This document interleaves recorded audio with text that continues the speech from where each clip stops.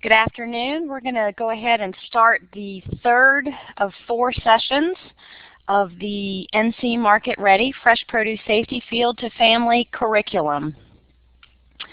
As we always start these sessions, we have our first screen up showing you how to use Illuminate if you've not used that previously. All of your mics will be off. The only mics that are turned on will be the moderators that are presenting today, which will be myself and Ben Chapman. You can, however, write your questions in the box. And right now I'm going to send out a message to the whole group. So you type it in that bottom line and send it to this room. Okay, so I think most of you have been here before, nothing new. I'd like to poll you real quick before we start. How many of you all have gotten the curriculums, the 3-ring notebooks, and the jump drives in your county? Can you just click a check mark? Thank you. And then have you checked the jump drive? Okay, Carol. Have you checked the jump drive? I'm going to clear you out. Have you checked the jump drive to make sure that the jump drive actually has the curriculum on it? I've heard back from one agent saying it was not on it. Okay, Stephanie, I'm assuming that means you've not checked it. Okay, if you can check it, and we'll get, yeah, okay. So if you can check that and let me know. I have, like I said, I've heard back from one agent saying there was nothing on the jump drive. So I just want to make sure that that's not a widespread issue. Okay, so as I mentioned, this is the third session of 4. Today we'll be going through modules 4, which is health and hygiene, and modules 5 that goes through animal byproducts, biosolids, and site selection. So Dr. Ben Chapman is going to be presenting today module 4. For those of you that do not know Ben, he is our new hot specialist that deals with food safety and is in the Department of 4-H Youth Development and Family Consumer Sciences. Ben, I'm going to turn the baton over. Thank you, Diane. I'm not sure when you say the new hot specialist if you mean temperature-wise, because I moved from Canada and I find it bizarre that it's almost 70 degrees in the middle of November. So maybe that's what you mean. Yes, thank you very much for inviting me to present this module today. Module 4 is going to focus on health and hygiene. I was not part of pulling this together, so I'd like to make acknowledgments to those who were, being Maria Noriega from NCDA, Kathy Hohenstein from Buncombe County, and Dr. Jimo Abraham from NC A&T State University. So our objectives for this module is really to understand the principle of good health and hygiene practices and go a little more in depth into some of the factors that lead to foodborne illness when it comes to staff and human contact of the fresh fruits and vegetables we're talking about. Talk about recognizing some of the common symptoms for foodborne illnesses. Talk a little bit about potential routes for infection and spread of foodborne illnesses, and also talk about developing some first aid awareness and dealing with some accidents that may in fact occur on farms. And while not a foodborne illness issue when it comes to things like E. coli or Salmonella. Hey Ben, we're getting a lot of static on your line. I'm not sure what happened, but we're getting a lot of static. Oh. Did you change positions from when we first started talking? No, not at all. Is it anybody any better, or is it any better now? Not really. Okay. Let's see if, do you want to take a minute, go through the yeah, let me try and voice setup? All right, bear with us as we walk through these difficulties. Ben's going to go ahead and do his audio reset up and see if we can take care of the static. For right now, for those of you that are on here, how's it been going so far? Do you like these Illuminate sessions? If you can put a green check next to the poll area. Is this working out well? So I'll let you answer that. I got a smiley face. Thank you, Anne. Okay. Just to let you know, we are starting to get lots of requests for these modules, and we really are going to be reaching out to the agents in the different counties. So if I hear from a grower that's in one of you all's counties, I will be contacting you and making sure that you're aware of the need. And I can tell you, Anne, just yesterday we had 3 people from Carteret County that are interested in this program. So we'll be working with you all to see how best to get this delivered to those growers and helping you move forward with addressing those county needs.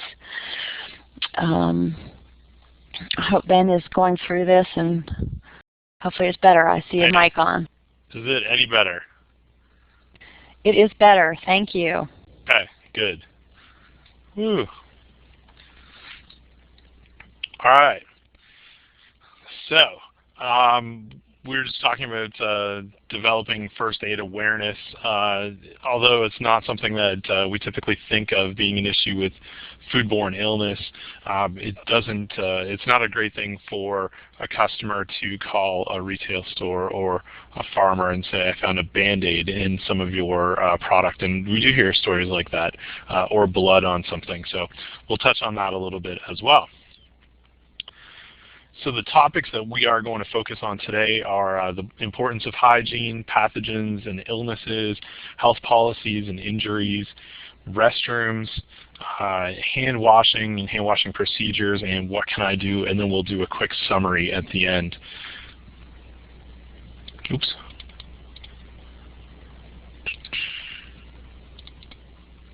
Okay. So when we are talking about what is proper health and hygiene, these are things like proper hand washing, proper glove use, personal physical appearance, proper produce handling, and proper employee health policies. I'll give you an example of improper glove use.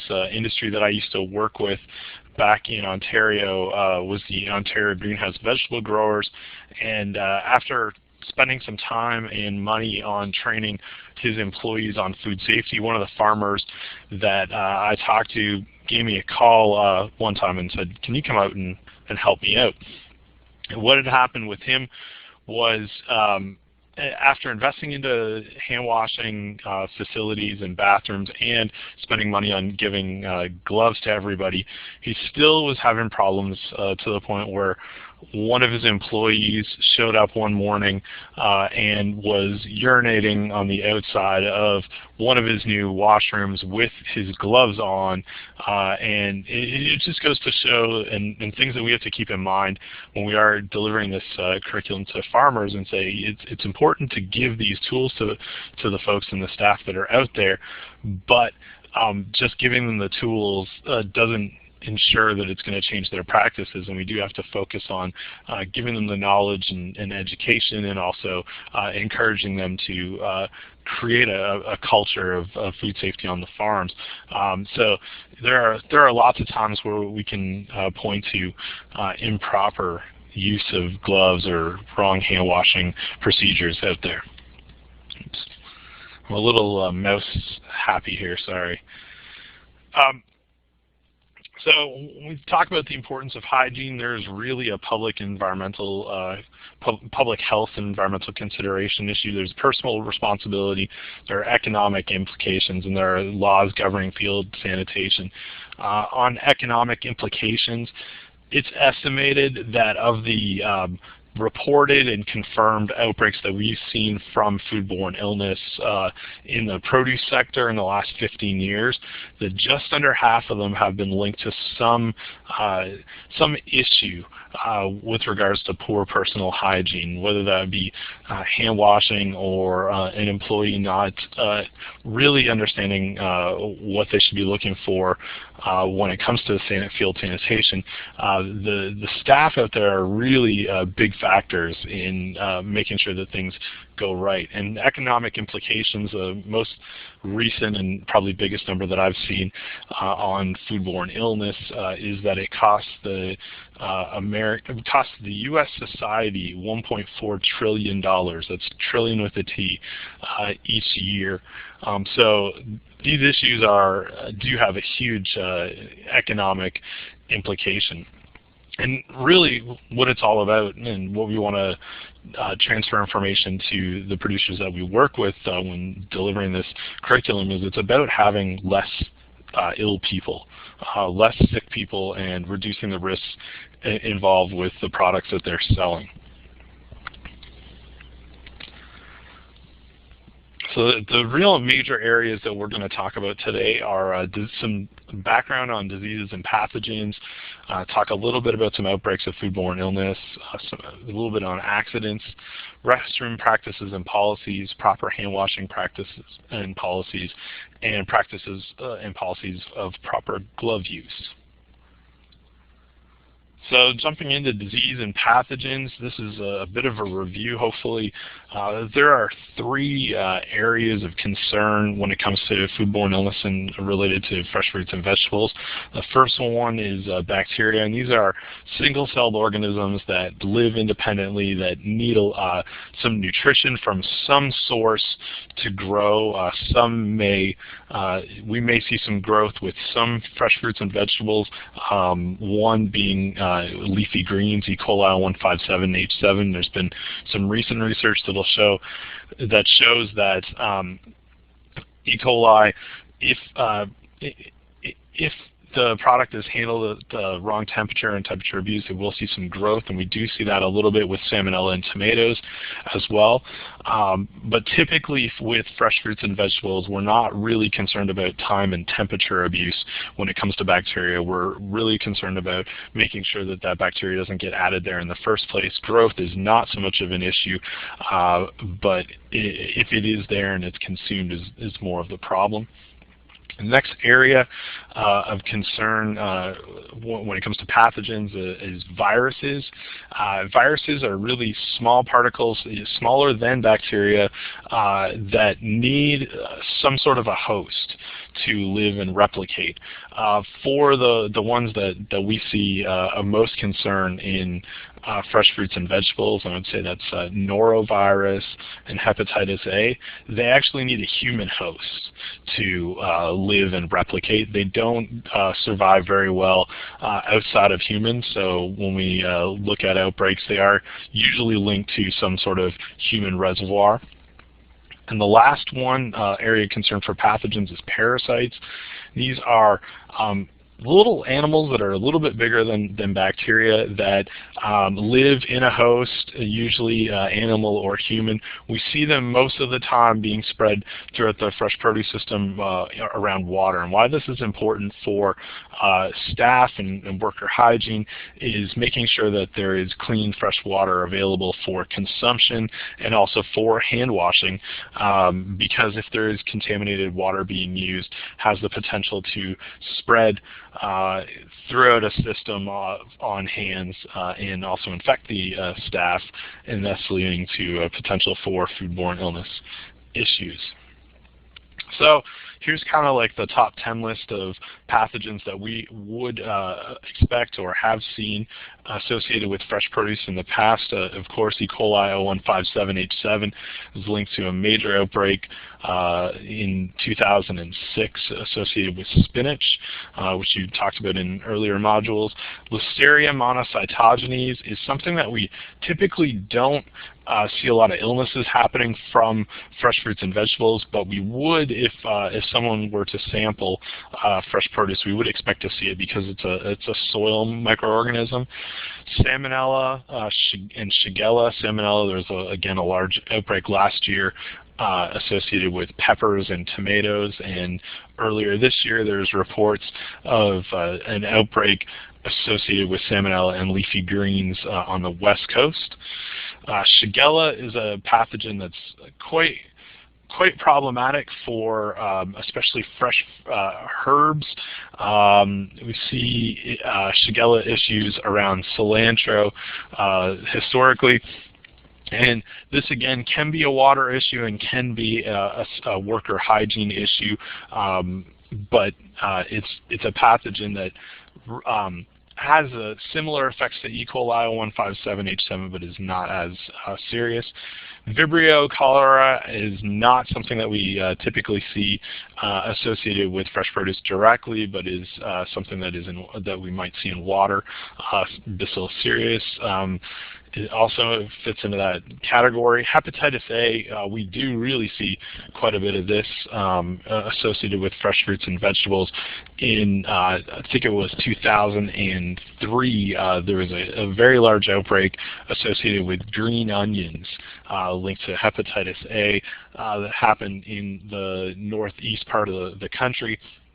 And this outbreak was something that we can attribute to some, at least, worker hygiene issues.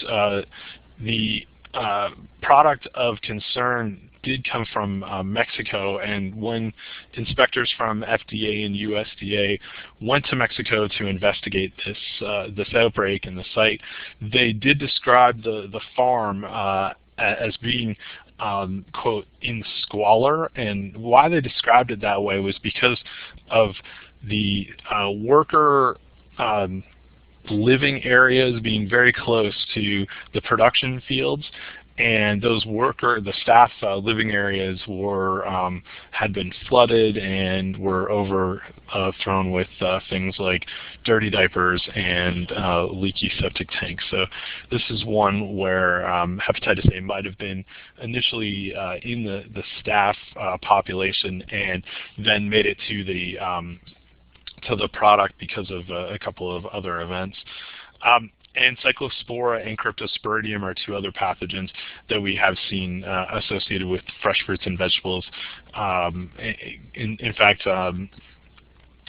quite often these two parasites will see associated with irrigation water that has not been treated correctly or has been dirty and then has been sprayed on berry crops. So how do pathogens get transferred? The classic human produce contact. Someone goes to the washroom or restroom, does not do a great job washing their hands afterwards, has some slippage possibly, and then goes and harvests some fresh produce. This is something that is probably the most problematic issue that we would see in the fresh fruit and vegetable industry, one that we would have to worry about the most. See some human to soil contact, and again, this would be something where a staff, a harvester, would have potentially contaminated their hands with soil that has a pathogen in it, and then contacts fresh produce during harvest. This would be quite common, and why we would see Listeria monocytogenes on fresh fruits and vegetables, because it is a soil pathogen. Direct soil to produce contact, we see a lot of this when there is a rain event, flooding, heavy rains, bouncing the soil or anything that's on top of the soil up onto the fruit or vegetable. Container equipment to soil contact. Again, having some sort of picking implement that is sitting on soil and that soil being transferred with pathogen on it. Contaminated water, I've mentioned that a few times already as being a large issue in this sector. And then improper sanitation leading to either oral fecal contact or produce fecal contact. And as nasty as that sounds, it is also can be it would say that would be common when we do look at some of the larger outbreaks. That is the case. That there is some sort of fecal matter out there, whether human or animal, that has been transferred, and that workers could have been the vector for this. There has been some research looking at greenhouses, specifically in Mexico again, where staff have tracked fecal matter from the parking lot of the greenhouse throughout the greenhouse because of improper hygiene procedures. Someone steps in something outside, drags it in, and other people walk through it. As they drag it through the greenhouse, they may use ladders or other things that they step on, and then it can transfer to hands. So the paper that I'm talking about, I believe it was somewhere around 15% of hands in that greenhouse were contaminated with some pathogen, the same pathogens that were found in the parking lot, which was quite problematic and shows a breakdown in staff hygiene. So that's how the pathogens get around. What do the pathogens do? I see that my audio is degrading again, so I apologize for that. I'm not sure exactly what's happening. Let me try and turn my microphone down, maybe. Does that help at all? I will. Ben, let me touch base with a couple of the audio specialists. Keep going, and we'll see what we can do. But I think it's getting pretty bad. Okay. I'm not doing anything different. So signs of sudden illness might be changes in consciousness. Someone might pass out. The most typical issues are really around nausea or vomiting. Norovirus, being one of the pathogens of concern, can cause quite acute nausea, diarrhea, and vomiting quickly. So it's one of the reasons why to keep ill staff members out of the production area and out of food handling and contact area. Some food-borne pathogens can lead to difficulty in speaking or slurred speech, numbness or weakness, loss of vision, blurred vision, and breathing, sweating. Other things, including diarrhea and seizures, on the seizures being the very extreme side of things. Typically, when it comes to food-borne illness, the most common symptoms are nausea, vomiting, and diarrhea.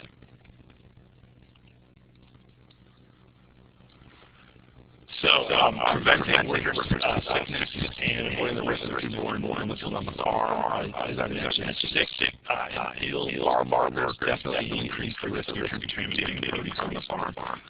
We can point to definite issues and outbreaks that have happened when. Hey Ben, I think it's degraded enough that nobody can understand you. So I'm going to let you go ahead and get off and try your audio set up again. Okay, I'll try that. Sorry guys, bear with us as we go through this.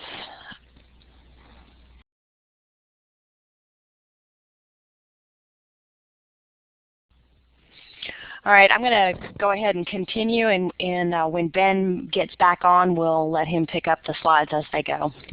Okay, so we were talking about preventing worker sickness and avoiding the risk of food-borne illnesses. Many of the concerns and risks that we have are tied back to workers. Think about how many times workers and labor are involved throughout that food chain. And when they're sick, they increase that risk of contamination. And also some of the cultural practices that our workforce have, such as making homemade cheese. There's been some outbreaks associated with eggs, handling of the eggs, improper handling of eggs, and making that the homemade cheese. And coming from the worker's perspective, management, if we're training farmers, they need to keep in mind that as management, they need to understand where the workers are coming from. That the workers are thinking, okay, if I am sick, that means I cannot work today. I don't have any sick pay, I don't have any sick leave, I don't have health insurance, and I probably don't have transportation to the doctors. So when management looks at this circumstances, they need to make sure that they have policies in place that the workers can be involved and be paid, but in a job that is not touching the produce when they are when they're feeling sick or not in a condition that is best working with that fresh produce. Again, we're talking fresh produce. So fresh produce means that it is eaten raw and it doesn't have that kill step. So anything that they do have, it could be transferred effectively. So looking at health, one of the things that, again, going back to kind of the management and groups or growers and supervisors need to be looking at is have a written policy encouraging employees to report those illnesses. And then make sure you have those policies that are allowing them to report those illnesses and still be able to get paid. The other thing that supervisors need to be monitoring is the restrooms, that they have time to use the restrooms, that all the restrooms are well supplied, that the workers have the resources they need to be washing their hands with soap and water and those single-use towels. All right, moving on into accidents and injuries.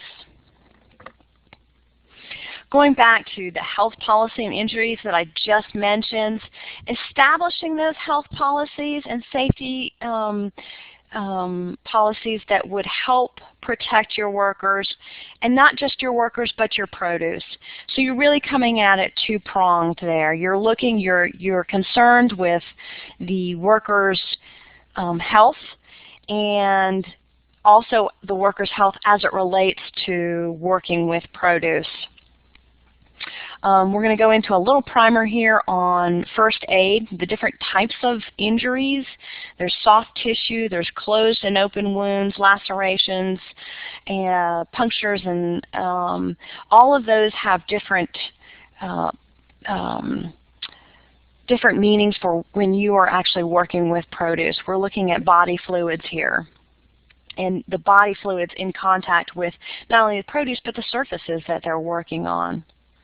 Ben, when you're ready, you just let me know. Elements of a first aid kit.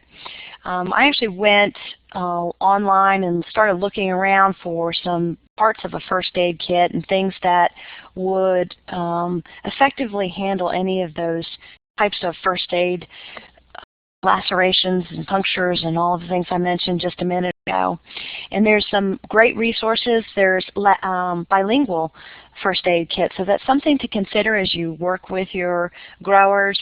The American Red Cross does wonderful trainings. They actually have a blood-borne training, first aid, which I recommend all of the supervisors or growers to go through. That's another thing that they can get underneath their belt, and it allows them to have some empowerment because they have more knowledge about how to handle first aid events. Okay, moving on to restrooms. Now, we're really looking at the sanitary facilities, and it's really gaps are actually incorporating some of the existing laws that are out there. And in particular, these are OSHA regulations and also the North Carolina Department of Labor regulations.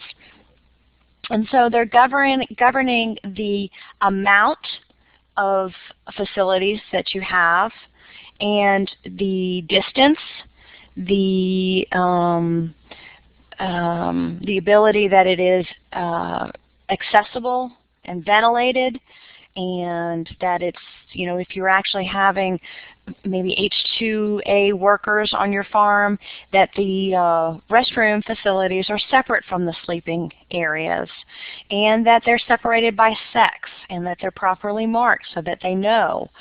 And then that adequately supplied. So we're looking at, again, that if you have the facilities and you don't have soap, then that's not allowing your workers to have all of the resources that they need to effectively protect the produce like they can. I know that when we were doing trainings with a lot of the field workers, they want to do it right. They understand that it's an issue. And when you start making it personal and say, do you eat this produce? And they come back, yes, I eat it and my family eats it. And so then they start paying attention a little bit more. And I think that's a nice tool for us to use, because we all, growers and the field workers all eat that produce. And we want to make sure it's safe as possible for that clientele. So going back, like I mentioned, to the OSHA regulations, one toilet facility is required and one hand washing facility for up to 20 employees. At 21, you need 2 toilet hand washing facilities. And that they need to be located within 1/4 of a mile from where that laborer is working in that field. Ben, do you want to go ahead and try your audio? Okay. I don't know. I'm still getting quite a bit of crackling with my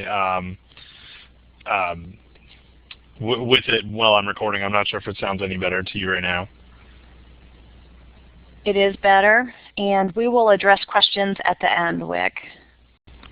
Diane, do you just want to go ahead and finish this off? Your audio sounds fine now. So okay. All right. Well, let me know if it degrades again. Sorry for ducking in and out there, and thank you, Diane, for picking up the slack and pinch hitting a little bit in the middle. Pathogens can spread through the air. There are some pretty decent research studies that show especially around restrooms, that things such as salmonella and fecal coliforms can persist in the air after flushing the toilet. Also, there's been some work done with hand drying units, those electric ones that you see in airports and other public places, that those can spread pathogens around. And so I guess the message here to the producers and the staff that would like them to train is that restroom area is something that can be quite contaminated all the way around. So especially around proper glove use, you want to make sure that they remind their staff to not take gloves into the restroom, that they leave those outside. So here's some horror stories about folks taking gloves into a restroom and sitting them on the side of the toilet, the toilet basin, or on the sink as they go to the washroom or as they use the restroom, and then has the chance to potentially contaminate those gloves as they come out. Researchers have also found that flushing the toilet can result in contamination of the toilet seat and the lid, and that just being in that restroom, that salmonella can stick around for a while. And in this one study, salmonella was isolated from the toilet bowl 50 days after seating, after normal cleaning. So it's not a place where you want to go in and have your lunch. Sewage disposal, improper disposal of human waste from toilets can lead to contamination of water, soil, animal, crops, workers, or produce. This is the area that you want to remind producers that if they do have their porta-johns or sort of makeshift portable toilet spaces, that waste that's produced, that it is flushed away from production areas, well away from production areas, and also an area to talk to them about making sure that their staff are not overloading septic tanks and other facilities. Yes. This is another spot that we can talk a little bit about culture and a cultural barrier, and this is something that is of concern in North Carolina with the staff that work staff that we have here. In some Latin American countries, flushing toilet paper does clog the toilet, so it is fairly common in bunkhouses and to see in other areas where there are Latino staff that they have disposed of toilet paper in a trash basket beside the toilet, which isn't a fantastic practice for us to have. So you want to try and provide information to help avoid having that there. We do want to make sure that they do flush toilet paper down the toilet. So removing trash cans from the stall areas and putting up information in a culturally appropriate language and way that says, please throw toilet paper down the toilet is a good thing to encourage. Move into some specifics on hand washing now. And this is all review stuff from other areas, but really anything on your hands, bacteria, viruses, or parasites, they can come up from a variety of sources. Hands are actually quite a good reservoir for bacteria. We can show time and time again as we culture different parts of the hands that the fingernails and the base of the hand around the thumb are usually the most contaminated area in general, not just after someone has gone to the restroom, but at all times. And we do see foodborne illnesses spread from hands in this manner. So when should hands be washed, and what do we want to reinforce with the producers? Before beginning work, after each restroom visit, before and after eating, smoking, and any other breaks, after other activities that don't include produce handling, and any time that hands become dirty.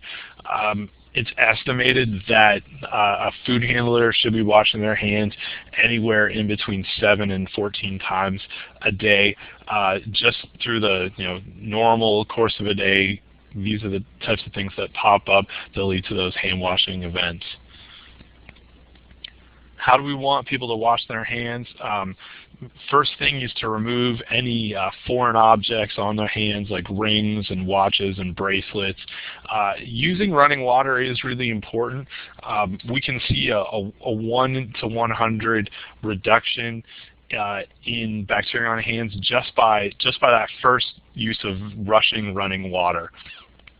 Soap is used to dislodge any of the grease and debris that is lodged on hands, that is connected to the hands, and so the soap will work underneath that dirt and remove it.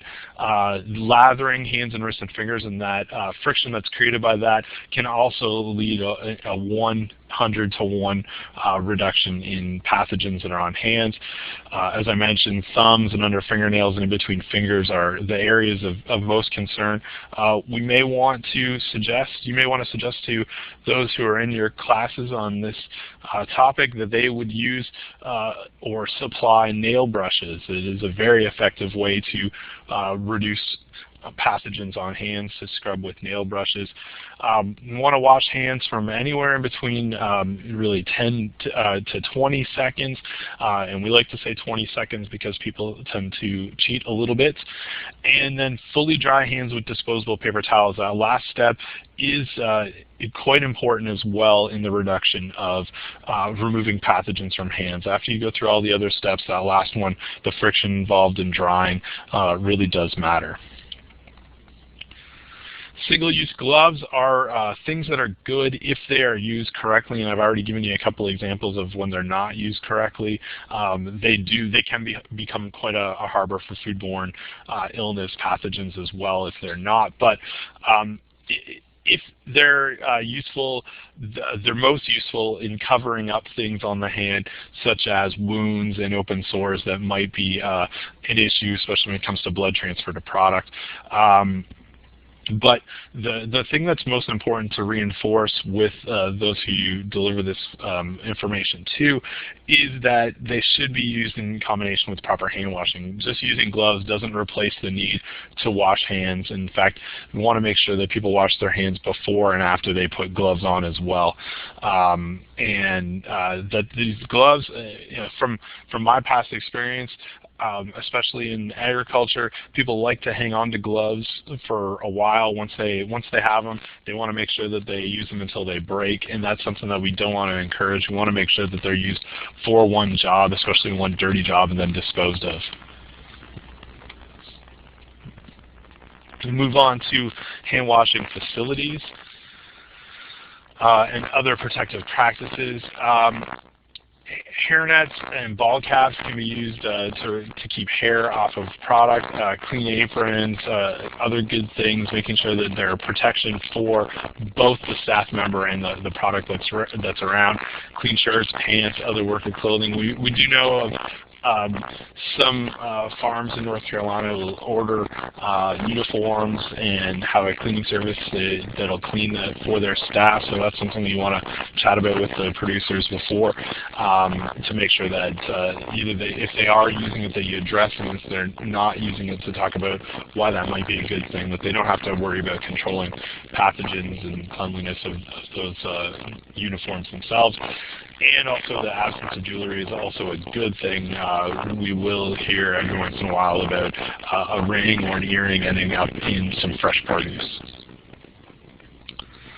So the last couple of slides in this module, talking about visitors, and definitely see an increase in things like farm tours and agritourism. Farm visits is another niche area, and this is an area that we want to get into the discussion with the producers about, making sure that their patrons are not contaminating or potentially contaminating their products, whether in the field as visiting around or in a market store or roadside stand, so that they make sure that they provide good tools like hand washing facilities for those visitors, and explain why it's important that they clean their hands and themselves, their feet, and maybe even, in fact, as they walk around the farms.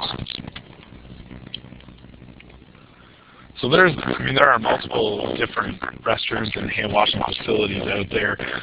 There's no absolutely perfect system. We want to make sure that whatever someone is using, that it has some form of running water, has soap, and an area receptacle for disposable paper towels. And again, it's not something that's leaking or doesn't have a very good reservoir to hold any of the waste, either hand washing waste or waste from people. So what can growers do, and what you want to highlight with them is creating some sort of policy and procedure. I see that the static is back. Diane, do you want to just take over for these last couple? Inform. Okay, so what can growers do? We talked a little bit about creating those policies and procedures, and I've actually worked with Chris Gunter and John Rushing before he retired from food science to create some of a sample template for a food safety plan. And in that, it has set forth some policies and procedures that growers can take as maybe a working document that they can tweak for themselves if they want. But it's a nice place for them to start. And what we found is, in talking to the growers, they felt like they were powerless when it came to doing certain things. And we said, well, if you set these policies up initially and then make sure that everybody understands them, then you have more legs to stand on when you move down this road for food safety. And really, the GAP program is really using a lot of the existing practices that farmers are doing. There's a lot of common sense in here, but it's just really kind of getting them to put those policies and procedures and document them. And an important part of them moving towards this, food safety plan, food safety program at their particular farms is educating the employees, educating anybody that's going to be in contact with the produce on how to effectively have good, proper health and hygiene. And then what are you using as an enforcement tool? And, some of the policies that you set forth could set forth that enforcement. It could be a 1, 2, 3 strikes and you're out. It could be the first one's a warning, a verbal warning, the second one's a written warning, and the third time you actually get dock pay. So it could be something like that. There's certainly other ways of enforcement, but in that policy you need to start thinking about how you enforce this. It might be just a visual inspection that when you have a bathroom break, everybody goes through the line and washes their hands, and you're visually monitoring that. And then that documentation.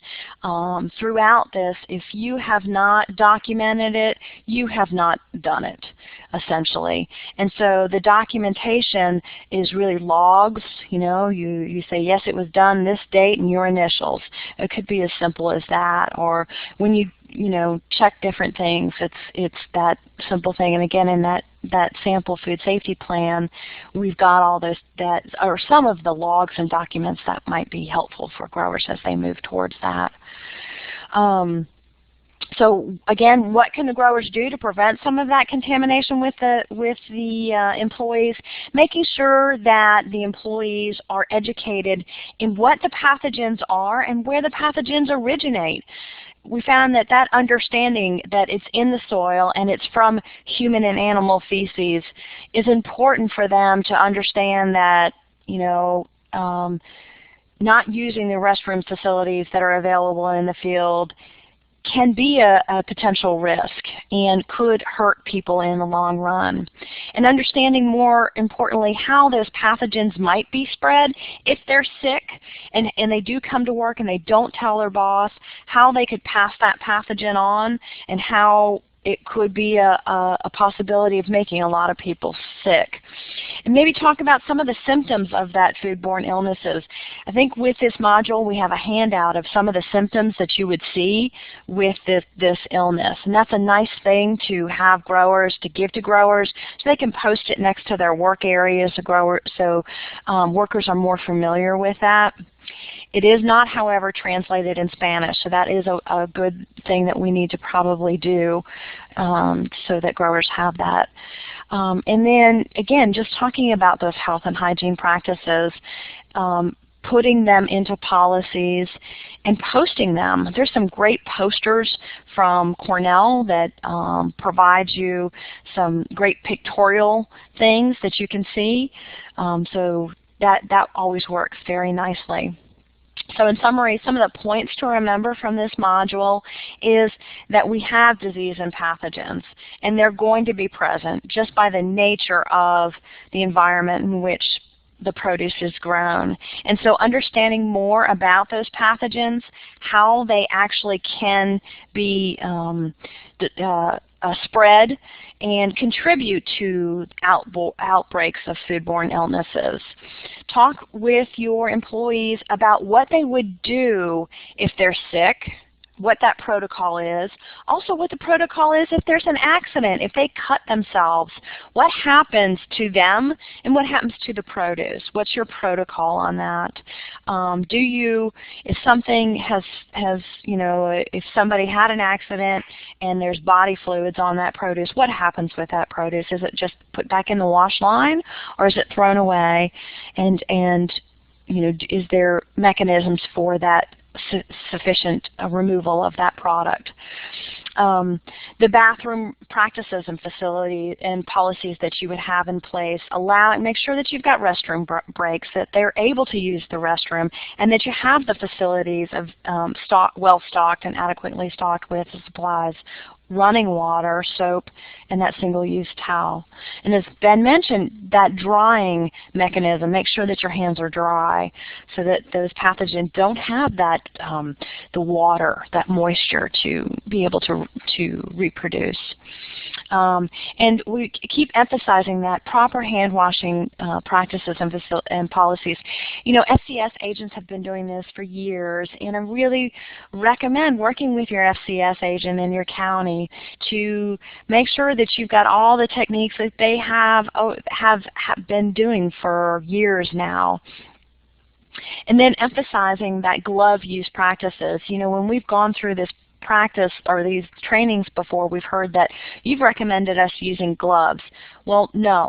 We've recommended that if you use gloves as one of your practices to reduce risk, you have in place a policy to wash their hands, that they're single-use or disposable gloves, and that there's some practices that are addressing the risks involved with the gloves. So it's kind of not your overall. So the resources that are available, we've worked with our partner at NCDA. They've put up some really nice resources, the bilingual posters for hand washing and magnets and whatnot. And a lot of this is put on the website. So most of this is on the website currently that you can get. It's linked to the NCDA bilingual site. So, and here's all the references or resources and contacts. Maria Noriega is one of the people that we worked with at NCDA, and her resources, her emails there at the bottom of that resource list. At this time, I'd like to, Ben, do you have anything else to say, if we can hear you, before I move on to the next module? No, just that we'll take some questions afterwards, and if I can't reply if I have really bad static, I'll type them back. Okay. Thanks, Ben. I'm sorry you're having such a hard time with that audio. I'm going to go ahead and move on. I'm Diane Ducharme, as I think I've introduced myself at the beginning. And I'm going to go ahead and take you through Module 5. As we said, these modules were developed by a host of different people. This one was developed by Mary Helen Ferguson. She is an agent in Randolph County, and she did a great job of pulling together all of the information, not only from GAPS, but also the audits that are out there. So we'll be dealing with animals, animal byproducts, biosolids, and site selections. David, I see your hand, and we're going to answer our questions at the end of the modules. So bear with us. She has worked with all of these people in the different departments of soil science and biological and agricultural engineering and Department of Horticulture, and so she's gotten a lot of resource, a lot of expertise thrown into this module. So this was a particularly difficult one because one of the main areas of risk is that manure management, along with the workers and water. So some of the goals of this module is to have participants increase their knowledge about why gaps are important and the specific gaps that are related to domestic and wild animals, and the use of the animal byproducts and biosolids, And then finally, the site selection as it pertains back to production area. So the first thing we're going to talk about is, why should we care? Well, one of the things that we've seen in the last couple of years is big national outbreaks. For instance, this one that was in 2006 with the bag spinach with E. coli 0157H7. This was one of the areas of risk that they found was that there was feces from wild pigs that were actually tracking through the field. They also found that irrigation water could have been the risk, one of the risks introduced there, and could have been the reason for that the irrigation water was actually contaminated by those feces from cows or pigs. They're not sure. They never really tied that back to all those possibilities. They did all kinds of samples throughout the field, but they didn't come up with the final solution on that. And so we see this tie with the manure or feces of domestic and wild animals. And so we've seen this historically as one of the big risk factors in production. And it has been one of the risks of concern. So then the next question goes, how might this have been prevented? How could they have corrected some of those issues of risk when you're looking at, when you're looking at the last slide? So it was feces from wild pigs in the field and irrigation water. So one of the things you could have done is maybe have make better efforts to keep those wild pigs out, whether it be fencing or location of your fields, maybe removal of the pig habitat. Maybe if you couldn't do that, you could maybe do more frequent water testing. So you could have maybe captured a water test that would indicate the contamination before that product was shipped.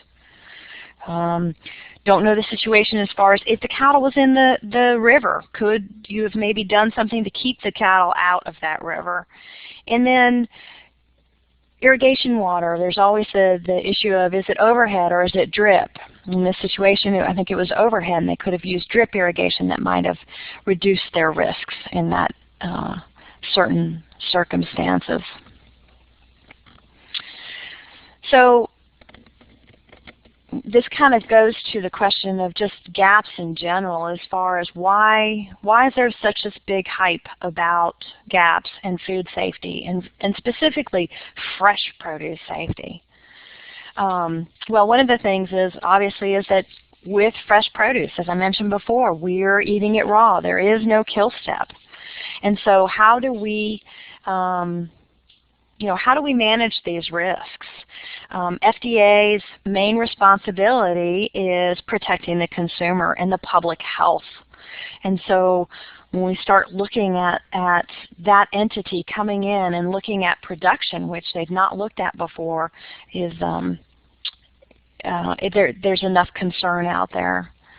Well, also with growers, if they have an outbreak, you're talking about losses of sales, so it becomes an economic issue, not only for that individual farm, but the industry as a whole. And you also could be looking at lawsuits, which in the current times have actually put people out of business. We have certainly seen that the buyers, the markets, are requiring more gaps information, more gaps, that the growers have more gaps related information, to the point of employing gap practices, but also to the point of getting mandating that they do a third-party audit before they can sell to that end market. So all of those are good issues for growers and why they need to be concerned with this. So when we look at the pathogens, we've talked about it. You've gotten reviews quite a few times. We're talking about those organisms that cause disease in humans. And we also are referring back to that feces manure management often carry those pathogens.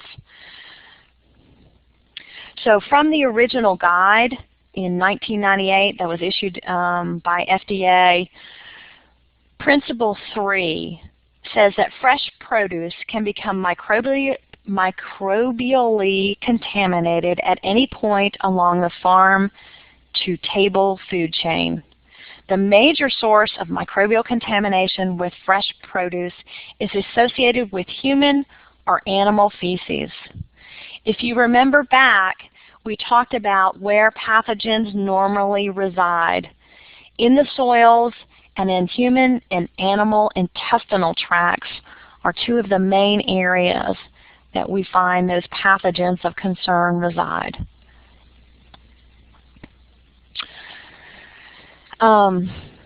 And with manure, the manure is spread on the land that is then planted into. And so we could spread, if those manure is full or has pathogens in it, it could actually be spread on the surface of those plants from splashing rain, from the plants actually being planted into the soil itself. And we're also seeing some of the research-based information giving us that some of the pathogens are actually becoming systemic and being uptaken through the roots. So these are all concerns as we look at our growing environment. Because if our main goal is to prevent those pathogens from getting onto the food that we are eating, then this management of manure is one of our big areas that we need to be concerned with. When we look at risks that are associated with the crops, we need to look at the crop characteristics. And what I mean by this is, what I kind of mentioned to you a little bit before, is the edible portion of the plant. Is it in direct contact with the soil? And or is it, so is it in the ground? Is it laying on top of the soil? Or is it above, like a perennial crop like fruit trees or sweet corn like that, where it would be up above the soil line? The other thing we need to look at is this crop going to be cooked? So it might be fresh, like sweet potatoes. It's grown in the ground, so that's, that would be a risk up there. But typically, sweet potato is cooked. So that is not high on the list of key crops that are might be contaminated with pathogens. All right, so as we go through the GAP practices, we're going to start off with animals. We're looking at both domestic and wild animals when we talk about this. So specifically with livestock, we want to prevent livestock manure and the contaminated runoff from coming in contact with produce or irrigation water. There's a number of things that you can do and a number of things to look at when you are looking at livestock. Proximity or distance between is certainly one of the things. What about slope, topography? Is there any buffers between it? Is there a swale or a berm that could be, let's say, for instance, yesterday we were in a meeting and there was an example of a livestock field that was uphill from the produce area. There was a road between. However, there was instances in which there was rain and runoff that went across the road and could potentially get into the production area. Are there things that could be done to divert that runoff so it is captured away from the production, the produce production area? So just, when you start thinking and looking at your whole farm comprehensively. Okay, what I mentioned when I first started this module is that we would start bringing in some of the audits and some of the audit recommendations that are out there. Please know that when we talk about third-party audits, there's many auditors out there. We've given you a couple of examples of auditors, the third-party auditors. We've also given you, in these next couple of slides, examples of some of the guidance documents and what they're saying. So more specifically, the USDA has their own audit matrix, and Primus has their own. And on both of the USDA and Primus, they ask questions regarding the proximity of domestic animals to the fields. They're going to, are they a source of risk for the fresh produce area? And then the leafy greens marketing agreement, this was something that was designed in California, and it is a marketing agreement. And in this marketing agreement, all these growers said, I am going to sign this marketing agreement saying that I am abiding by these guidelines. And in that checklist, it offers that it asks whether your crops are within 30 feet from a grazing glands and domestic animals, and 400 feet from CAFOs. And CAFOs are concentrated animal feeding operations. To be classified a CAFO, there's a specific definition here, and I'll go into that in just a minute. But you start seeing the leafy greens is the first marketing agreement or first guidance out there that actually tied in some numbers that we had never seen before. Before we would see, is it an adequate distance away from feed facilities, feed lot facilities, kind of that terminology. And leafy greens is giving us some actual footage that is tied in. So more specifically on the CAFOs are defined as non-vegetative areas that have at least a minimum number of animals. And those numbers are very specific. So 200 mature dairy cows, 300 heifers, steers, or bulls, 750 swine are greater than 55 pounds, 150 horses, or 900 chickens. And what they're concerned with on those CAFOs is that those numbers, they fear, have significant contributions to pollutants in the water. This is actually coming out of the Code of Federal Register, and you've got the number there. When you are defined as a CAFO, you get into a permitting situation. And I'll talk more about that in just a minute. This is actually a picture of one of the CAFOs that you might see. It would be concrete. It would be a large area, typically under shelter. It would not be in an open grazing field necessarily. This picture here is really moving towards a topography change. If you look at the top of the hill, oh, I forget I can do this. Pardon me. Let me see if I can get this going. If you look at the top of the hill right here, this is actually a feedlot, and it is showing the topography coming down. You can see it going down like this. And so if you had vegetable production at the bottom of the hill, this would be a concern for you because of just the runoff. And so looking at the potential risks that might actually involve with production downhill. This right here is another picture of what you might see with reduced numbers of livestock in an area, also showing vegetation that could capture some of that runoff. This is a less risky production area than what we saw in the CAFOs that was more concrete, and if it was downhill you would have had more runoff.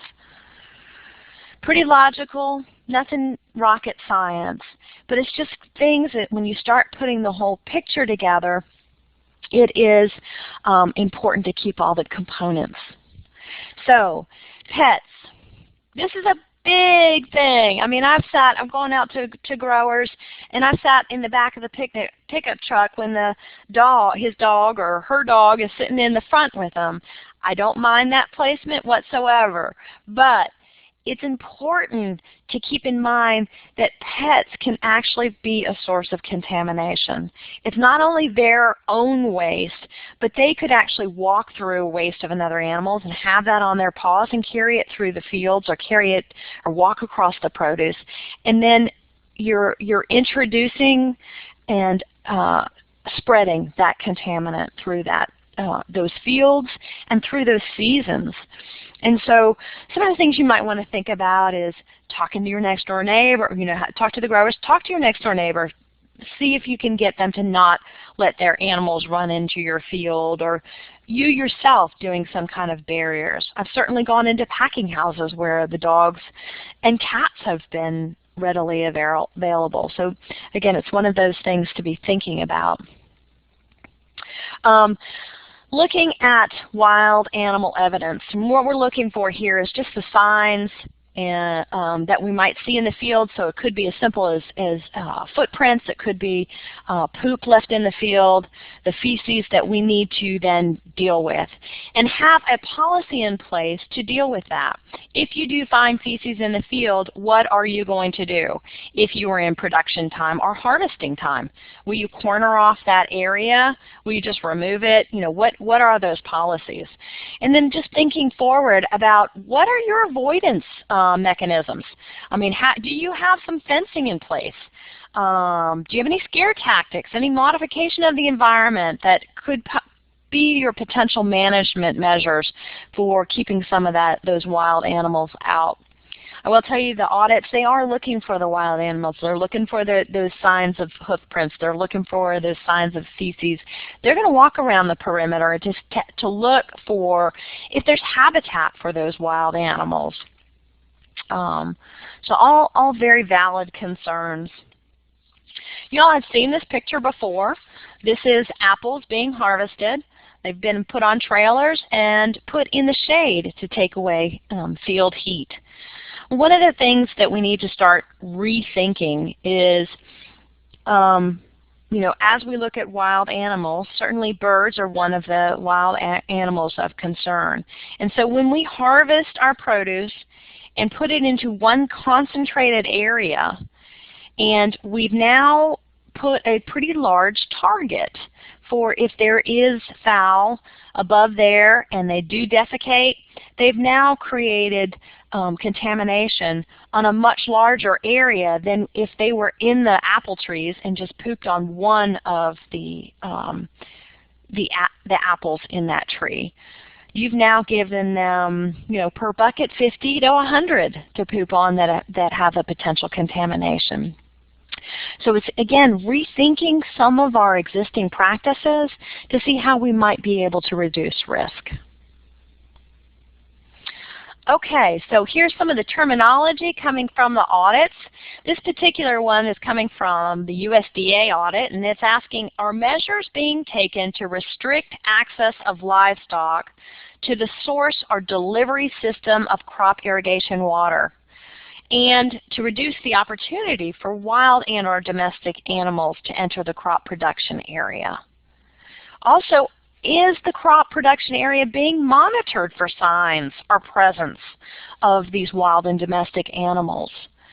Again, going back to that the template that was created, one of the things that we've created is a checklist. It's a visual checklist that would be used daily during harvest time. So you go out and visually inspect your fields prior to any harvest so that you can make sure that if there is a risk, you've identified, cornered it off, taken whatever measures you need to take so that that product is not harvested. With Primus, their policy, they're saying, is there a policy prohibiting animals in the area of production and or packaging equipment storage? So they're actually going farther and saying, we want to have something in writing in your policies prohibiting all animals. We're not putting domestic, we're not putting wild, we're saying all animals from the production area. So you can say, I'm prohibiting them, but what measures are you doing? How are you effectively taking some steps to limit their access? With the Leafy Greens Marketing Agreement, that's what that is, LGMA, Leafy Greens Marketing Agreement talks about having the evidence of animals of significant risk. So what animals create significant risk? And I don't know that, pretty much all animals that defecate right now are in the area of significant risk. So let's talk about manure management, and more specifically kind of the raw compost, and that whole chain as we move down it. So manure for our North Carolina farms is a very valuable source of nutrients, but it can also serve as a potential source for pathogens. And so what steps are growers taking to reduce some of those risks that we know are created with the use of manure? Again, coming from the guide, the FDA's guide, this is principle number 5 that says practices using animal manure or municipal biosolid waste should be managed closely to minimize the potential for microbial contamination of fresh produce. So we're going to go, what do we do that monitors it, and what are the different types of manures that are put on there?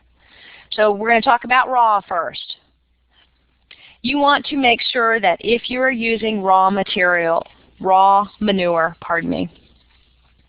you are maximizing the amount of time between the application of manure and the harvest time. So if you can apply early, that's a good idea. And in fact, Cornell GAPS is suggesting that you follow the National Organic Program's guidance of at least 120 days of putting on raw manure that has been incorporated, and doing it 120 days before you're harvesting. And that's kind of our general rule of thumb now, that 120 days before harvest has become our general rule of thumb. And so if somebody asks me, that's what I use. You will see later there, when we get into a permitting situation, it is different. Those days are much less. But I will tell you that's kind of my general rule of thumb that I use, is that 120 days. As I said, pathogens can actually survive in raw manure because it hasn't gone through that heating and time process. Certainly the amount of time that the pathogens remain in the root zone depends on that type of pathogen, the soil moisture, rainfall, temperature, and the soil type. And whether that manure has been incorporated or not can affect that pathogen die-off. That said, when we talk about incorporation, there's been some research finding that incorporation can actually lead to that pathogen surviving longer in that soil.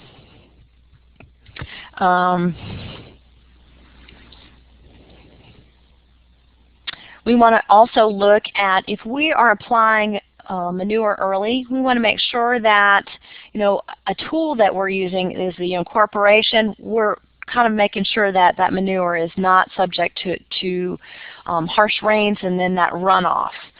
And so avoiding any runoff that might be happening when you do that early application of the manure, and that incorporation also reduces the chance that there might be soil splashing and up on the commodity that we might have planted already. All right. And this is what I talked about. I referenced a little earlier that when you get into these numbers of production, oops, excuse me, you get into a DENR. So this is Department of Environment and Natural Resources, and they are permitting the disposal of that manure. And the disposal means, are you actually using that to maybe a land application or otherwise? And so DENR wants to follow that application to make sure that it is not going to cause a potential risk for other people and water sources. And so going towards more of that manure permit from DENR, it specifies how early manure can be applied. It says that it cannot be applied during the growing season, ideally while they're dormant, and at least 30 days before harvest. Okay, please note the difference in that 120 days that we heard before. This is what DENR, if you get a DENR permit, this is what it says. So if you're up to those numbers that I showed you before, you would be in this situation. So certainly this would be the minimum that I would see. Referring back to the National Organic Program and the regulations that they have, it's that 120 days before harvest. And it's making a distinction on if the consumed part comes in contact with soil particles. The other one that they've thrown out there is 90 days before harvest if the consumed part does not come in contact with soil particles. So there's more specifics as you go deeper into the regulations that are out there.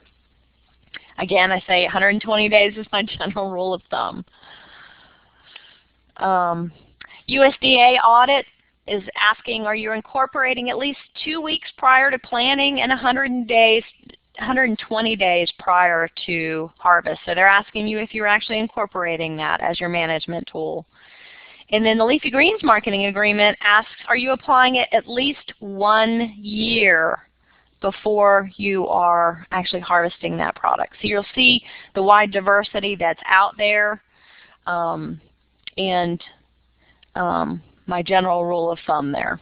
Primus checklist, what they're asking is the raw manure, is it incorporated before planting or bud burst and at least 120 days before harvest? And then is there documentation on how the raw manure was applied and content of the manure? All right, so this is as simple as raw manure was applied on this date to this field in this quantity. And the content of the manure goes to a much more complicated answer. Content could be as simple as if you are, you could just say chicken manure. And it could be more complicated as in a microbial sample of what that content could be. As always with raw manure, you want to avoid any issues that you might be contaminating that irrigation water. And looking at that finished compost or other materials with that raw manure. So you might avoid any of that contamination or compounding contamination that could happen. You will see that manure treatment methods, there's lots of words out there.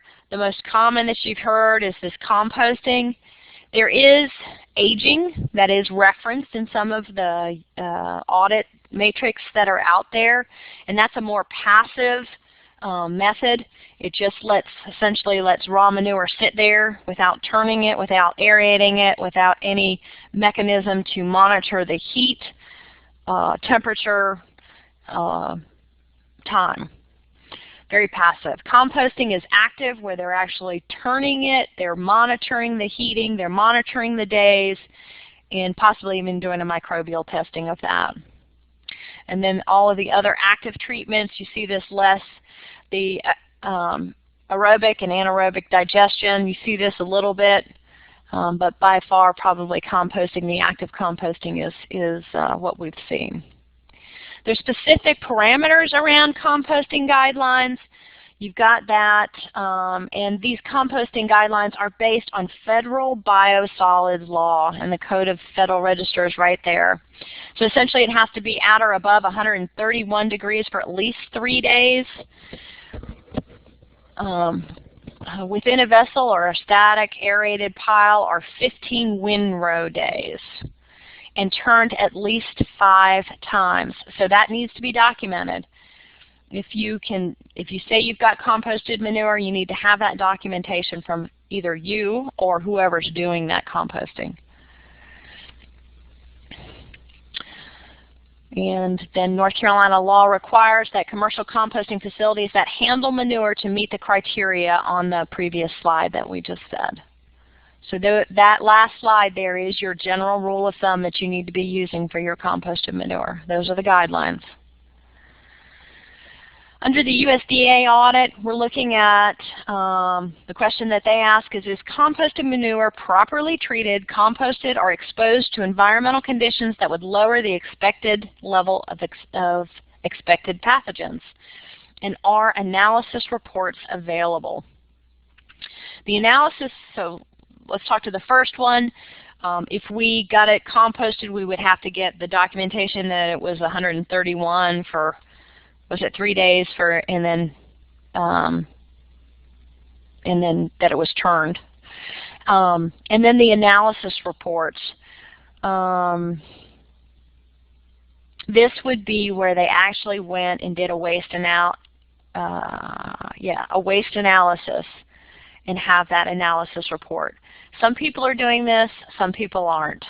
And it's just a question. It doesn't mean that you have to do it, but it's something to be aware that it is out there. On the Primus checklist, they're asking that the composted manure, they want it incorporated before planting and applied at least 45 days before harvest, and then you have to document whenever you're using that.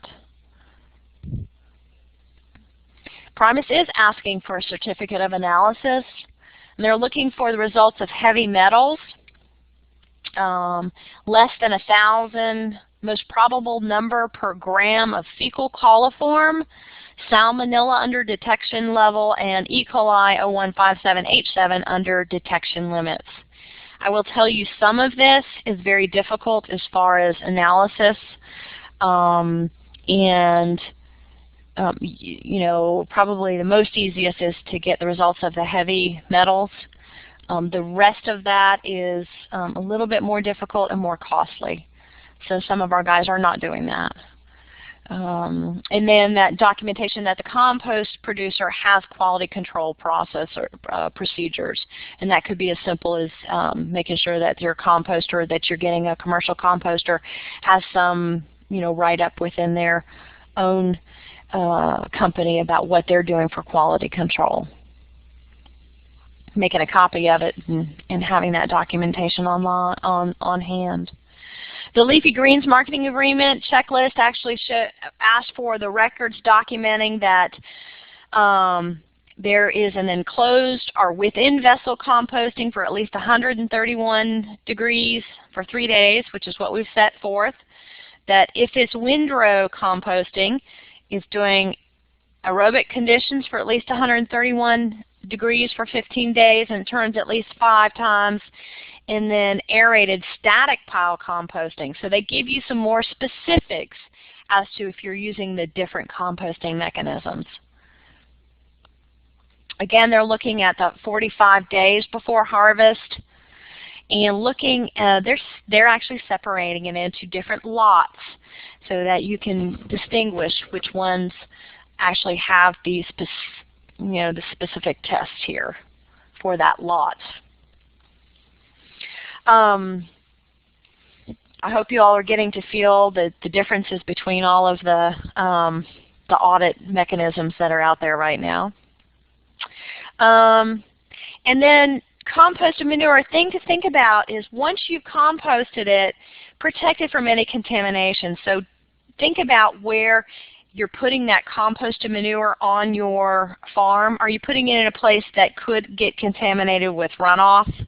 What about, you know, other contaminating risk areas? Just kind of assess that to minimize that recontamination of that pile once it has been composted correctly. So if you feel like the compost you have, the composted manure you've gotten is not in a satisfactory way, you can go back to the raw manure guidelines of application and incorporation of 120 days. And that's a nice, again, general fail, kind of the standard out there. I don't want to say fail-safe, but okay, so manure slurries. This is one of the questions that we've gotten a couple of times. They found that there's a faster decline in E. coli and Salmonella numbers in a slurry than solid manure at temperatures between 70 and 100 degrees. Cornell GAPS program offers the guidance of storing it for at least 60 days before that application in the summer, and then 90 days if it's in winter. And then for if you get into a permitting situation with Diener, it's going to be the same requirements as the manure that we stated before. So manure slurry and the manure are the same guidance under the permitting situation. Okay, so manure and compost teas. This is one of the questions. Compost tea used to be the hot thing. How do we use that? How do we actually effectively manage some of the nutrients by using these manure teas? And in fact, manure teas are not recommended anymore because of the issues of pathogen. The composted tea, it really depends on what's in the tea, and what method they've used to compost. And if there's any analysis on that composted tea before it's applied. And one of the recommendations is maybe the heat treatment. See if heat treatment's available for using of those composted teas. Heat it before applying it, so you're not, so you can have a kill step. That's essentially what it's asking. I don't know how effective that is, but. Okay, so looking at other animal byproducts, this was mainly put in there because we're getting a diverse grower group in North Carolina, and they're looking for some of these alternative fertilizer management, such as bone meal, blood meal, feather meal, fish emulsion. And really, this is one of the gaps in research. We don't have a lot of information out there on how pathogens survive these products. And it's a good area that needs research to develop more, to give us a more robust group of information to pull from.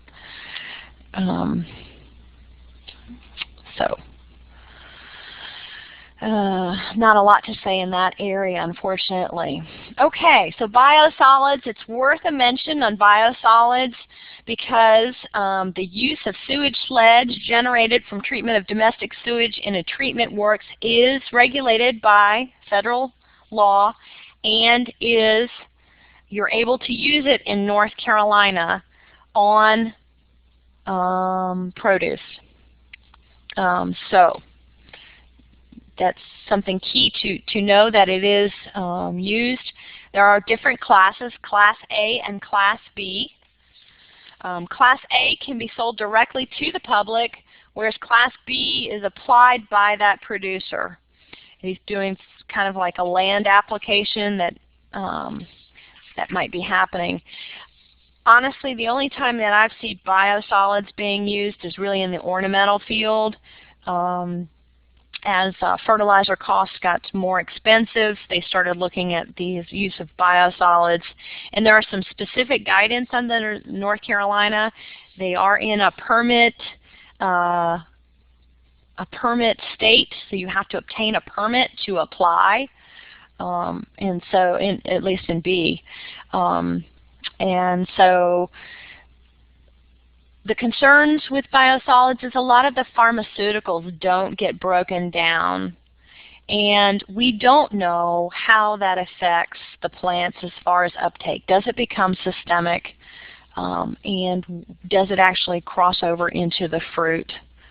So again, this is an area where we don't have a lot of information. There is some research done on this, but we still need a great deal more before this biosolids is something that would be probably recommended. So with the biosolids, the ones that we've seen out there, and again, some of the breakdown that comes out is that heavy metals. And how does that affect our plants? And again, does it move through into the fruit? And does it bioaccumulate into bodies? So looking at that area. As far as the audits, biosolids, the USDA audit says, is composted manure properly composted exposed to environmental conditions, and is there analysis report available? So when we look at biosolids, they've thrown biosolids into that composted manure area, and Primus actually pulls it out as biosolids and asks if they've been incorporated, again treating it the same way as they would that composted manure. With the Leafy Greens marketing agreement, they say that biosolids are not allowed, at least within a year of production. And it's good to note that the National Organic Program is not allowing biosolids either. Okay, going into site selection. This is a very important part and sometimes very overlooked when we start production. We look at the most available land that's out there and maybe not how we situate it within that site. And we don't necessarily look at the history of that site. What have been the activities or the conditions in the past? Has that field been flooded? Is there production upstream that might be a potential risk? And so all of that, kind of looking at that land history, the hazardous chemicals. I know I worked with one gentleman, and it was apparently they had some dumping of pesticides, and each year we dealt with something different than the products or the produce that he was growing. Proximity to the livestock operation, the coal piles, the refuse, dumps, or debris, and I would add to that probably your compost piles. So what we have done is we've taken people through an exercise and draw out your farm, look at the irrigation, look at do you have irrigation ponds, do you have streams, and how is that in relationship as far as topography? Is it downstream? Show arrows. It's a great exercise to take growers through, and that is actually tied onto the website. It's one of University of Florida's small farms exercises, and I've used that in a number of presentations. And it's a very effective tool to visually start representing what food safety might mean when we talk about the farm layout. And doing those diagrams and doing this, like drains, and again like those arrows, the flow, showing elevation change, all of those are very important when you start looking at that site selection. Looking at soils, not only where you're placing your production, but what are the soils like? Has there been any problems? Looking at what soil tests you can do for, maybe you just need to do a total bacteria, the total coliform count, or do a NCDA soil sample, look for heavy metals and any kind of chemical contamination. As you start getting into chemical contamination, that becomes more costly, those tests. But NCDA, you can do a problem sample, and they can do the heavy metals pretty effectively. I know looking at testing parameters for manure and sewage, the fecal coliform or the generic E. coli test can be used as indicators indicator tests for contamination when you're dealing with a manure. And in some of the audits, I remember them asking, what analysis specifically are you taking for microbial risks? And so those are the two tests that are recommended, the fecal coliform being a more broad-based, and then the generic E. coli becomes more specific. So as you can imagine, the generic E. coli is more expensive than your fecal coliform.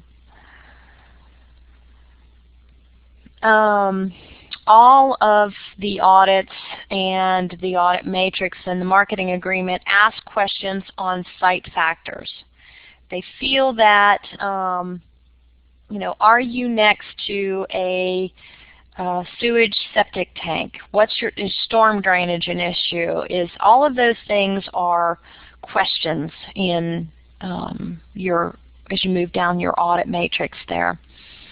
And then, are there any non-agricultural purposes that this land has been used for? And they ask for history of, I believe, 5 years. And that includes flooding. The recommendations for flooding is that you don't use that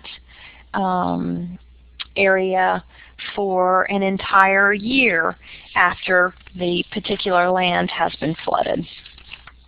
And then also, as far as harvesting any crops, the crops would be considered adulterated, and you could not harvest them if the floodwaters had actually reached over top of the harvestable fruit. We are not going to go through the case study. That would be the next thing. However, in the handouts that we have for this module, case study is one of them. Again, it's one of those experiential exercises that you can do with your training, trainings, to start getting the audience involved and start thinking outside the box. I want to just read the case study to you so you understand more of what this would be. We're not going to take time because I need feedback in order to effectively do this. I see the questions going, and we will have time to answer them, so hang tight. The owners of Muscadine Acres Produce Farm grew a variety of fruits and vegetables. They also had 2 boiler houses. The farm is located in the area of the county where a lot of people have cattle. Most of the farm's produce is sold from farmers markets, but they sell wholesale to one grocery chain store. They make compost from their chicken litter and use it to fertilize their vegetable fields. They use uncomposted litter in their orchards and vineyards. Irrigation is from a drip system on vegetables and in the vineyard and overhead in the orchard. The water comes from ponds scattered over the farm. The question goes, what do you need to know to decide how well they're following GAPS? So the case study goes through kind of an overall farm scenario. It gives a real-life example of the diversified farms that we have in North Carolina. It gives you different markets, which is very typical of our growers. It also indicates that compost and uncomposted litter is being used, again, very typical of our diverse farms, and that they have both drip and overhead irrigation. So there's a lot involved there. And then the next question would be, without knowing any more information, what do you think might be some potential sources of produce contamination? Again, starts you thinking, all right, let's put this to, put pen to paper and let's start writing down what some of the possibilities might be here for risks. I liken this case study to the mock audits that we're doing on farm. We just did one yesterday at CES. It's a wonderful opportunity, and I highly recommend our agents to feel like they can use that, get on the farm and start talking through some of the risks, because you know as well as I do, they like to see and be on the farm rather than sitting in a classroom. And so if you can bring that case study out to the field and incorporate that in your program, I think that's a great tool for you. So that said, we're going to summarize. As we mentioned, that gaps are very relevant to the public health, farm, and industry financials and audits. We're talking about bringing the whole farm to family chain together. And we know that we now know that pathogens often come from the animal and human intestines and thus the waste. Crops can differ in their risks of transmitting pathogens by just the mere nature of the crop characteristics, how they're grown, and how much they're in contact with the soil. Being vigilant and keeping animals and the runoff away and their waste away from crops and the irrigation water is key in addressing this risk. Also, applying the manure early, allowing it to age, or composting are all ways that you can reduce that risk if you're using manures.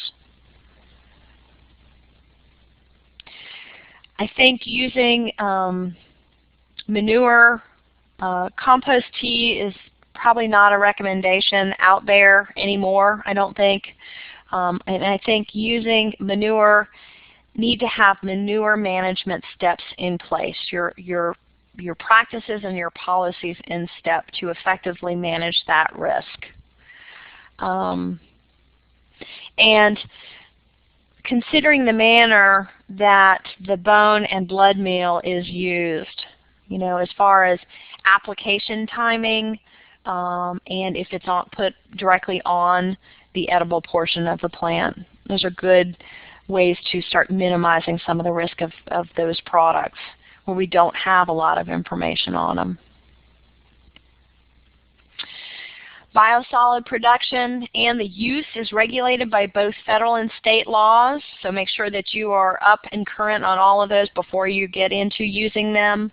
And some of the concerns with those biosolids use is, of course, the pharmaceutical and heavy metals are not broken down, and so they can serve as potential areas of risk. And then finally, looking at the site, we don't always have a lot of choice, or the growers don't have a lot of choice in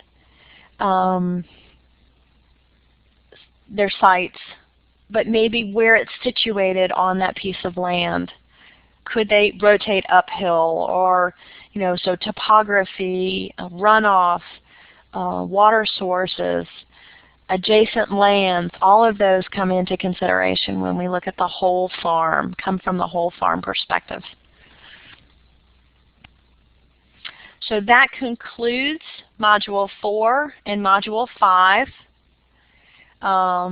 At this time, I'm going to attempt to get to some of your questions. Let's see. I'm going to go backwards because I see what's there at the bottom first. So the first one is okay, David, I'm going to maybe skip over that last one, and I'm going to move forward. What about heavy metals and biosolids? Yes, that is definitely a concern, and that was addressed in the presentation. Can tea from worm compost be used? That's a very good question. We don't have a lot of information on those composting. And I would question if the tea is steeped, if that would be hot enough to create maybe a kill step of any pathogens. I don't have enough information, and I don't believe there's enough research out there to have information on that. Ben, do you have any input on that? No, I don't know of any research that's been done on compost tea from worms, like worm compost. Nope. Okay, so that's an area that is outstanding, David, and I don't know of anything, so that's a good thing we'll throw out there. Okay, Jan, for the aerated static pile composting, What are the 6 to 12-inch insulating materials? I cannot address that. I'm sorry. As far as the, you would have to go back to the Code of Federal Register that is stated there and go back to those specifics. I don't know that. I don't have that information for you. Why hasn't Diener been encouraged to raise their time frame to correspond to the 120-day limit to standardize the practices? That's a really good question, Jan, and I know going through this module, it was very frustrating to see the different parameters that were put out there, and changing anything in Diener is very difficult, and I don't know that we have the corresponding, when we went back and looked for the corresponding research that was tied into the 120 days, it was very limited. So good question, and again, coming from this, I kept saying it was my general rule of thumb, 120 days. I like to err, and I think, Ben mentioned that with the hand washing. We give them another little 5 minutes there so that we can make sure that they're doing what they need to do. Well, 120 days gives us a little bit more buffer to make sure that there is that time distance between harvest and the production time. The question is there a straw man or template example of written policies and procedures that could be adopted by our farmers? That's the food safety template that was put together that I mentioned. We do have a template of some written policies and procedures that is both in English and in Spanish that I can send out. It is not up on the website yet. Should agents need that, or growers at this point, just email me and I'm happy to send that to you. We're waiting on it getting designed and getting it up on a website. So we're kind of waiting on that.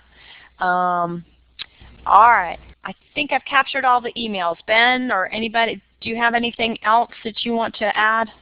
I was just going to add on that last comment that the template's a starting place for these procedures, that you want to encourage the producers to come up with their own procedure that fits, because that's what they're going to be audited on, not something that looks common or is a general guideline. It's specific to their spot.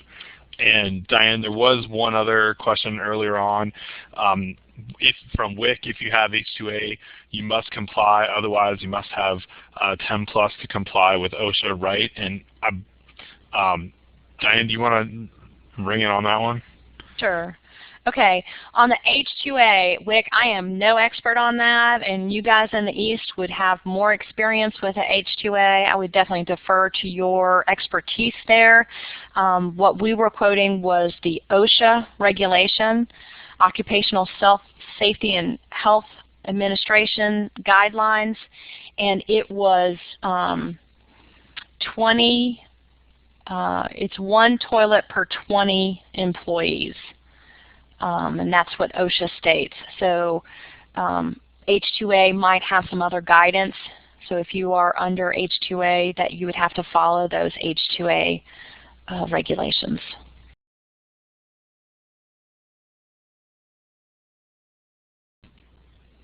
And Diane, I guess there was David's last question on what is the status of science, parentheses, research-based risk assessment probabilities for the various contamination exposure scenarios described in this program? This is a very important part of the risk discussion, and we need specific guidance to quote to our producer clients. This is a standard method of operation for working with health and safety guidance and provides an objective basis for legal defensibility of risk exposures. I can speak a little bit to the risk assessment data that has gone into some of the guidelines. There's a sort of a wealth of references and risk assessment info that the Food and Drug Administration built the initial guideline to minimize microbial contamination of fresh produce in 1998, and that is all available on the FDA website. Beyond that, and I think David, what you're getting at is some of the specifics, there is a current undertaking going on by I think it's United Fresh is leading the effort to look at comparing the specific guidelines, comparing in the audit schemes and other prescriptive information to say, okay, how are we reducing risks with this, and what are the specific numbers that we need to do? So I know that something like that is going on, and we're working with sort of the most current numbers with the guidelines that we developed here for the curriculum. I'd like to follow up on that. The risk assessment, I agree with you. Those risk assessment probabilities, the risk assessment tools are very important as we move forward. Unfortunately, a lot of the research that needs to be done to do those risk assessments has not been done. This is a research kind of hole that's out there. And I believe what Ben was talking about was the United Fresh. They're actually looking across the line as to what existing is out there, compiling that, trying to figure out where the holes are, and they are quite a few. And it would be great if we had that information so we could give it to you, so you could quote it back to your producers. But this is fresh produce safety, and GAPS is very new within the industry as far as food safety. We certainly have the GMPs and HACCP, which is in the processing industry, and they have years and years and years of experience and also data. And so we're kind of following on the heels of that processed industry, trying to follow some good examples that they've set, and trying to look at some of the risk assessments that might fall back and kind of fit into that fresh produce safety scenario. And I agree on the website, the ones that are out there are on FDA's website. They have some egg ones. They have an egg one. They have one on meat and meat, E. coli, salmonella. So there's like 3 or 4 of them right now, but none with fresh produce that are on that FDA site. But you can kind of get an idea of what they're talking about. And the issue is that you kind of have to surf through all of the outbreak scenarios and tie it to the risks that were associated with those outbreaks. And unfortunately, the information is very kind of scattered and choppy. So it's very difficult to pull those risk assessments together. That said, we are going to be doing a little bit of that in North Carolina. We'll be looking at tomatoes and sweet potatoes industry and trying to pull some of that information together so that we do have some specific numbers and criteria for North Carolina as best we can do with what we have currently. At this time, I think that captures the questions. Certainly feel free to email questions, and we'll follow up. We do have our last session on Friday, November 20th from 9 to 11. It will be Module 6, which is the water quality. Pretty beefy in the content, giving you numbers and matrices to measure against. And this has probably been one of the areas that's had a lot of questions. And so I encourage you to attend, and if not, certainly listen to the recording once it's finished. And then we'll do wrap-up evaluations, and if there's any growers on, we'll have them go through that exit site so you can look at the certificate, give me the information so that we can make sure you get a certificate. So I want to make sure that we are on time, and it looks like it is winding down here. Are there any further questions that we can answer in this last minute? Ben, do you have anything that you want to follow up with? No, thank you. Okay, guys, appreciate your attending, and hopefully we'll see you all next week. Thank you. Thank you.